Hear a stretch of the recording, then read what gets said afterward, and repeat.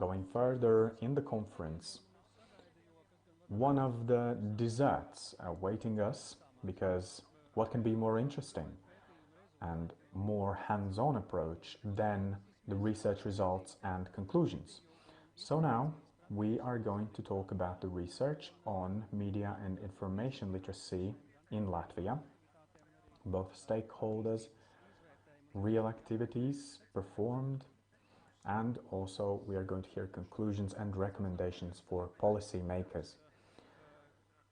So I invite the participants, the listeners, the viewers of the conference with long-lasting experience, journalists, editors, and non-governmental organization representatives with the research. Now, Baltic Media Center of Excellence Executive Director Gunta Sloga. Can you hear us? Yes, I can see you and hear you. Thank you, Tālis, for introduction. And may I begin? I am very glad to be here today. I am very happy and very grateful for Mass Media Council organizers and seeing what is going on today outside in the world. It is such an important topic, especially today.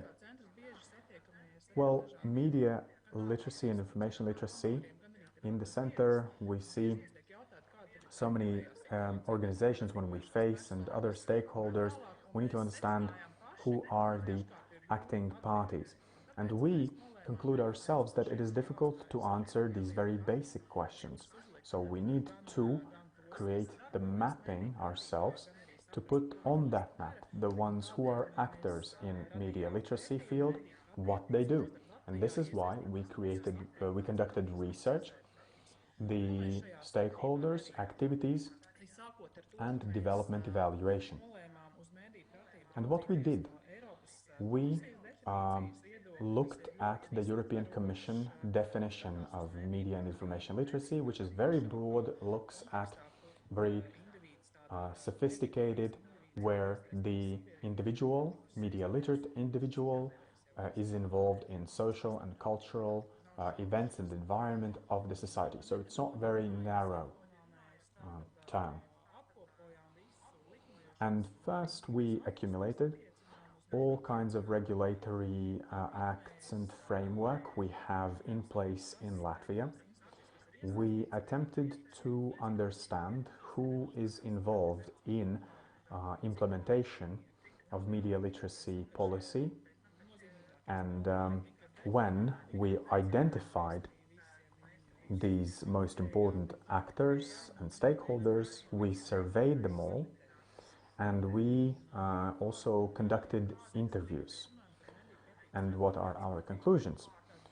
The regulation of media literacy, then the last decade, has established a very important role in the agenda of policymakers. So from 2014 we can see, and Crimea annexation, when it was made clear that protection of Baltic media space is very important. Also, addressing these issues, by addressing, we saw that the role is important of various organizations, but very interesting is that Latvia has not only reacted, but Latvia has been proactive. For example, UN resolution on Media Literacy and Information Literacy Week. So also today, when the President of the Republic of Latvia also starts this conference, opens the conference, which all emphasizes the big role and our willingness to participate.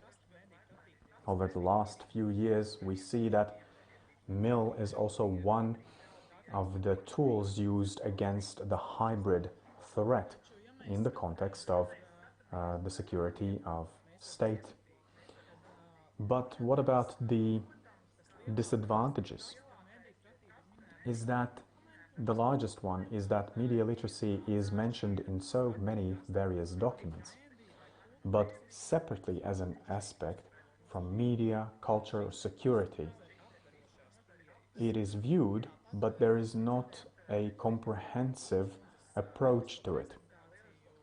And also, media literacy is so important, as we also heard from previous speaker, but we would like to see it to be more comprehensive, because we, again, yes, we saw these positive aspects and everything that has been already done, so we hope that this is going to continue. Also, disadvantages that indicators are not identified, are not being spoken about, because we have so many programs and activities we hear about, but we do not understand whether they reach the audience, the target audience, and how they impact them, and whether at all.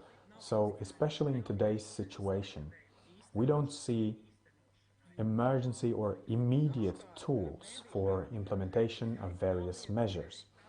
Media literacy is a topic where we need to be here and now and today. We don't need to see those cumbersome procurement activities. So the parties involved in media literacy. There's an old anecdote about US State Secretary Kissinger's quote when he doesn't know whom to call in the European Union. So I can say that this is the situation in Latvia regarding media and information literacy. Because here in this slide we see state institutions in whose regulatory documents we see so many organizations involved, but in order to say, for a person to understand who is the person number one, who is going to tell us what to do, how to coordinate, to whom to go next, there is no such person identified. Of course, we know that the Ministry of Culture deals with a lot of these issues, but they cannot solve all of them. So this is one big problem. And if we're talking about non-governmental sector, then it is very active. They implement various projects, but they are all based and directed towards various groups, very targeted. We have a lot of projects in libraries, a lot of projects for media and journalism, very many activities oriented towards youth. And we understand this because it is important in schools and for school children, but is this really all the audience? Are these all the groups? Probably not. So we also found that there is no one NGO which works only with media literacy questions. Internet Center may be one which can receive this title because they have a long-lasting media literacy program which they developed, and they have ability and capacity to multiply their programs and also transfer their expertise. We have a lot of NGOs and a lot of offering, but the question is about the sustainability. And then we're speaking about donors, and which is the support for NGOs. It is mostly from the United States of America and the UK governments and Nordic states, and I probably didn't mention all, but mostly they are external sources. And of course, we need to be grateful. Great initiatives can be implemented thanks to them. But then again, the question is, where is our agenda, our own? Because it is very clear that these projects are linked with the interests of donors. I'm not saying bad or anything, but it's still their interests. So their dependency on the donors and their interests is one of the issues. Also, they are short-term, project-based. those main activities without long-lasting potential. NGOs don't have stable funding source. Is that if they don't find some interested donor when they win some kind of tender, then most probably the project is not going to be implemented at all. So, inability to achieve funding, this is all the impact measurements, and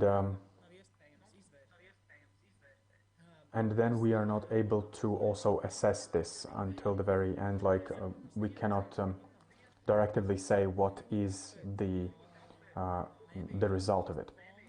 And media role is also, I would like to say that I would like to praise the initiative to build the media literacy center, because we also heard today successful projects, but we also heard that people say that we need to be thinking about the mechanisms which can implement very high quality media literacy projects.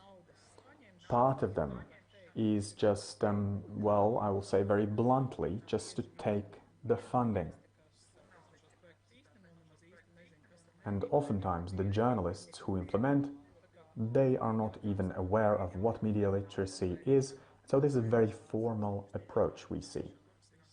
In the future, it is very important. And the second question is the media education themselves. If we look at local media, there are a lot of problems, and generally there is maybe not this awareness and understanding of media literacy communicative aspects. And number three, there is a lot of public media, a lot of projects related to this topic, but all the projects have to be just put under one brand label that this is also directed and linked to the media literacy. The target audience, mainly for most of the projects, is as follows. Mainly, we work with school children and youth. Then also there are groups of professionals, journalists, teachers, librarians. Those groups are mentioned the most often. And then in less amounts, because respondents often say that for them it's hard to understand how to cooperate with those groups. So those groups are minorities and seniors. So the most complicated question is how to speak to socially vulnerable groups, and also there are various opinions which are the socially vulnerable groups: people with special needs, or people with low income, or people with low level of education, low education and low income, sexual minorities, and so on and so forth. And I must say that this really is a very, very important problem.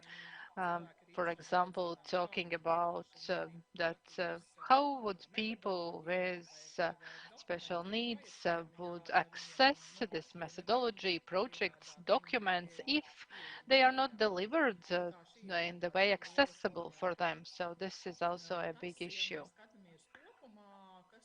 And also, if we look all in total, what happens in the media literacy area. So what is mentioned is insufficient coordination of activities. So not at the level of decision-making institutions, but also at the level of executing institutions. So we have talked in depth with those involved parties, and actually they didn't know about activities of other actors and their projects, and therefore we just don't know what others are doing.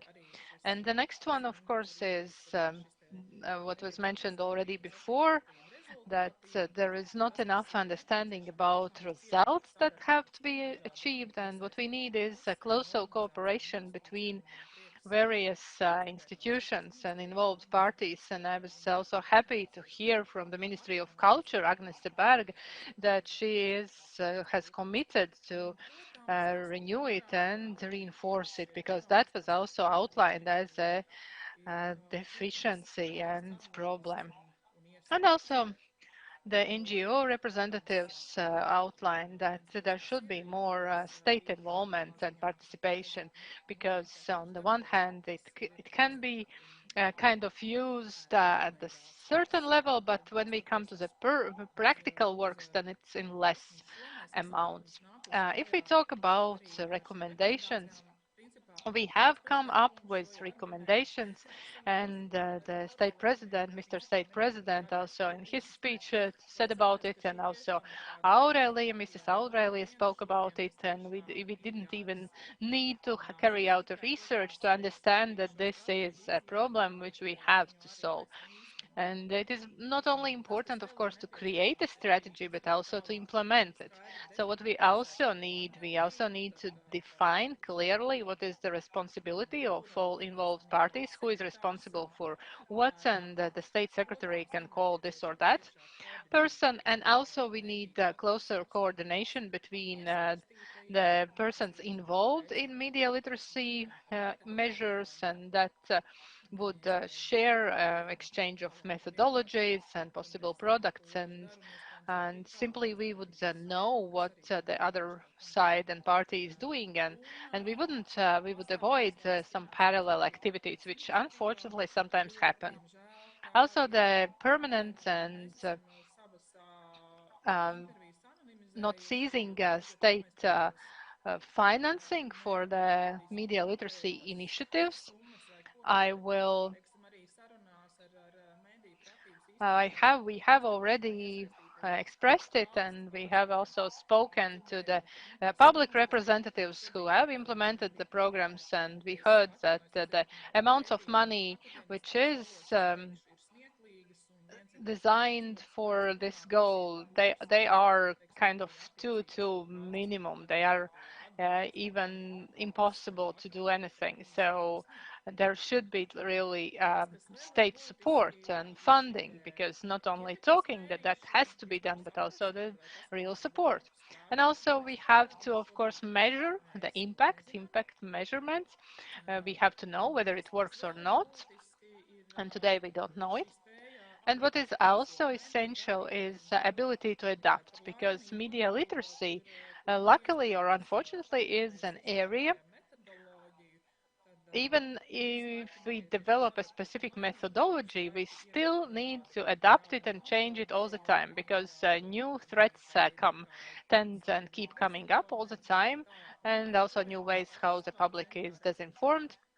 And we in our center also can see that there are certain materials which we developed 5 years ago, and now they are not relevant anymore.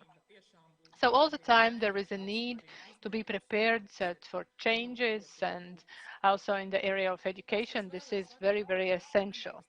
What is also essential, and we shouldn't forget, talking about media literacy, is also the inclusion of future changes. So we have to look forward towards the future, the artificial intelligence and all the changes in creating content and various tools.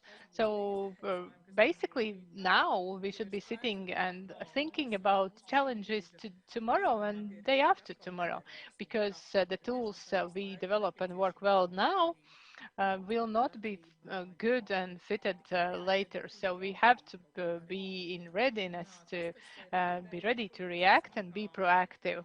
And what is the last for me as the Media Excellency Center head leader is to look at mass media as partners, and there are support to public media and commercial media and media as cooperation partner. And of course, this is not just a very rough way that they just disseminate media literacy projects, but they also do the explanatory work and also do investigative journalism, and so the public is educated. So that was in short about our research. We will publish it together with data in Moldova and Georgia, but maybe somebody has questions, comments. I see that we are behind the schedule, but yes, we are behind the schedule, but it is very important that you said that this study will be disseminated and it will be available